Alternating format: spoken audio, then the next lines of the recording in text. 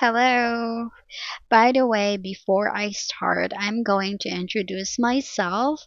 So, my name is Chris, and I have a foreign partner, which is Michael from US.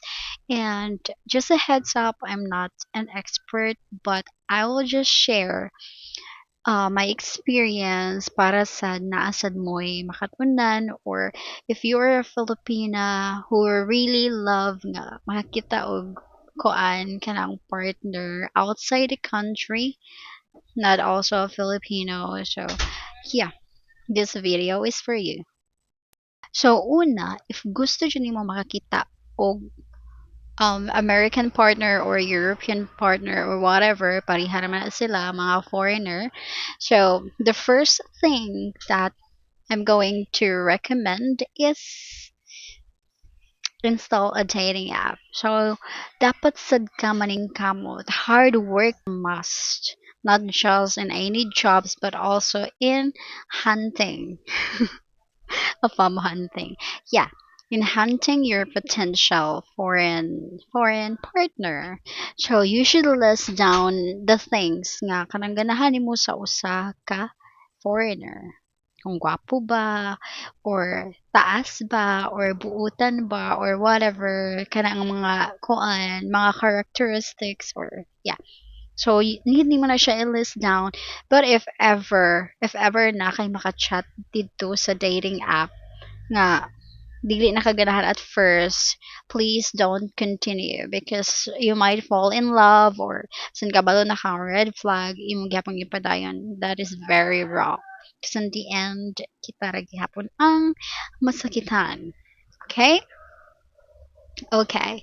So the next step is yeah, I am going to tell you what are the recommended dating apps, but it's up to you gyapon ha.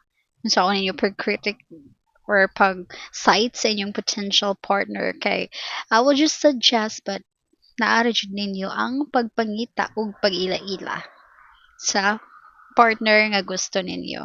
So, the first one is, kung asa na ako nakitaan si Michael, Filipino Cupid. And the second one is OkCupid.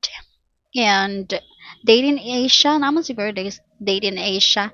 Yeah, and Christian Filipina, pero wajud ko'y nakakita na ng dapitan, no? Ambot na lang dyan, nasulti. Ano, gid nga nakakita jud ko.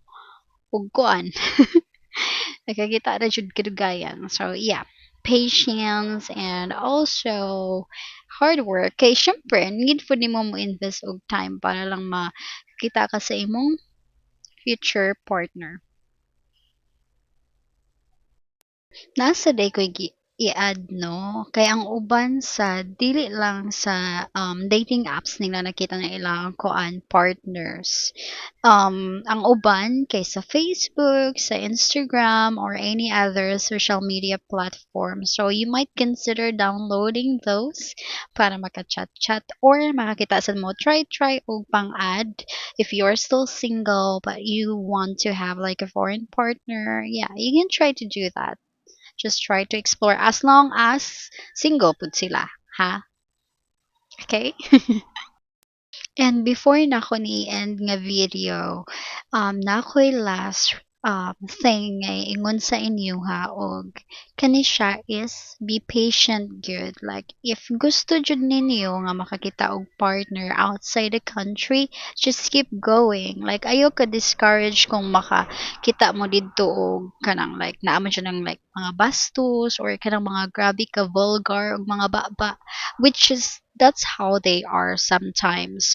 But naa jud po'y mga buutan no, like naa jud po'y kanang kabalusan mo adjust pa sa tong culture which they know that Filipinos are very like kanang dili bitaw ta mga vulgar kaayo or like direct kaayo mga istorya even if like nasuko na ta nga na bitaw like magplastic-plastic gihapon usahay. So yeah, kuan sometimes it's just about the culture mampud good. So yeah, we just have to understand their culture, but if we don't like it, that's the time nga yeah, proceed to the next. Proceed to the next.